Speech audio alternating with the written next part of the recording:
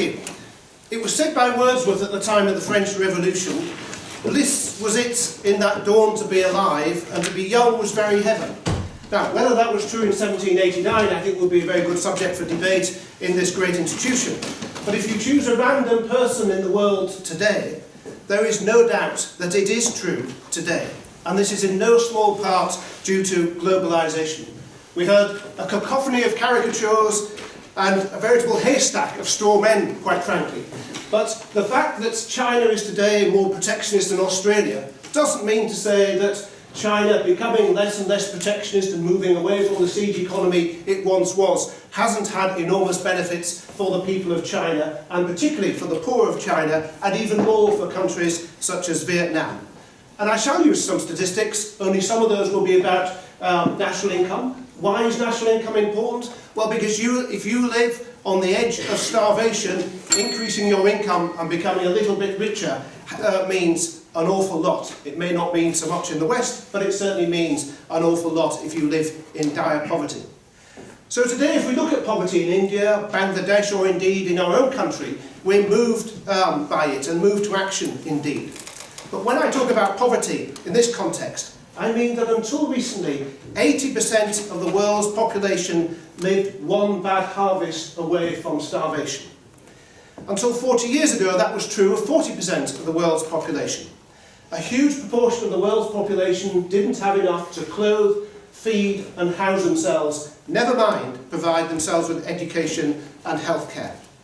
And the speed with which that has changed since I was sitting in those benches is nothing but incredible. Today, only between 5 and 8% of people live in abject poverty. More people, in other words, have been pulled out of poverty in my adult lifetime than in the whole of the previous 6,000 years of economic history put together. Now, this alone is to be celebrated. It's difficult to imagine any achievement that would cap that, but there are plenty of achievements that can go alongside it. There has indeed been a dramatic fall in global inequality. You may not believe this given the focus of much political debate, but it's true. The last 20 years, in other words, your lifetimes, have seen the first sustained fall in global inequality in the history of the planet. The world as a whole is getting more equal, and this trend will almost certainly continue until 2035. And it's happening because poorer countries are catching up with richer countries, and it doesn't matter how you look at the data, globalisation is at least one part of the explanation for this. Now, of course, within countries that are developing, inequality is often increasing, although inequality in China actually stopped increasing about 12 years ago. But if you start from a position where 50 or 60% of your population are living on the edge of starvation and your country begins to develop and become richer, of course it's inevitable that not everybody will get richer at exactly the same rate. In other words, it's inevitable that inequality will increase in those circumstances. And so within many countries, inequality has increased. But this is a debate about globalisation. And I'm an internationalist. And at least one of my opponents, I think, is an international socialist, not a national socialist, I hope. And it is international inequality that is falling and falling rapidly. And if you look at almost any other measure, illiteracy, death of women in childbirth, life expectation, almost any indicator of human development has improved markedly over the last 30 or 40 years. And it's extraordinary that we're not overjoyed by that outcome. And globalisation does explain an awful lot of these trends.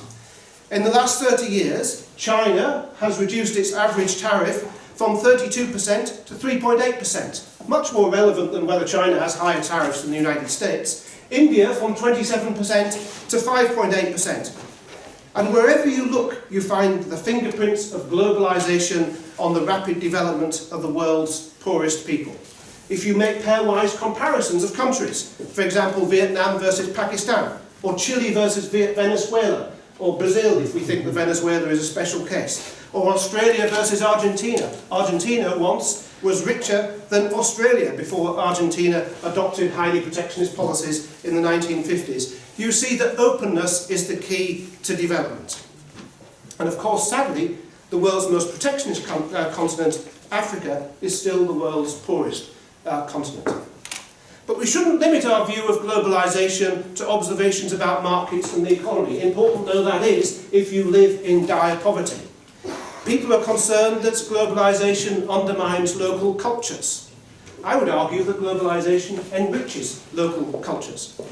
You will all be too young to remember what British food was like before the cultural globalisation of food. I can tell you there would have been no veganuary even in 1980s Britain. That's living January as a vegan. Had Britain not been open to the food styles from the rest of the world in the last 40 years. A vegan living on British cuisine would be a very hungry vegan. And what about music, sport and art? Imagine if Rembrandt was confined to the Netherlands, Jürgen Klopp to Germany, Beyonce to America, I had to look that example up, or Mozart to Austria. How grateful we should be that these immense skills have enriched our own cultures, and how impoverished we would be without the blessings of globalisation, which brings together the nations and allows them to celebrate these things together. How wonderful it is that we can see the best of our own cultures mixed with the best of cultures overseas. And then finally there's a question, as Ian has already mentioned, of bringing together the peoples of the world. As Frederick Bastiat said, if goods don't cross borders, soldiers will. Trade and cultural exchange involves voluntary cooperation between people, indeed between peoples, to the benefit of all. When we trade, we get rich by cooperating. For centuries, nations tried to get rich by plundering stuff from other nations using an army to do so. By putting together an army, going abroad and pinching another country's stuff. Indeed, 1,000 years ago there was plenty of that going on in this very area here. Indeed, it's the reason why Durham Cathedral itself exists, because of the Vikings coming over and plundering our stuff, if I can put it that way.